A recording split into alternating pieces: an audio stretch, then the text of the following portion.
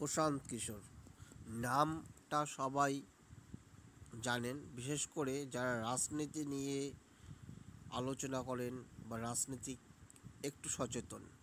কারণ 2021-এ রাজ্যে বিধানসভায় প্রশান্ত কিশোরের আইপ্যাক তৃণমূলকে সহযোগিতা করেছিল এবং এই প্রশান্ত কিশোরকে অবশেষে বিজেপি,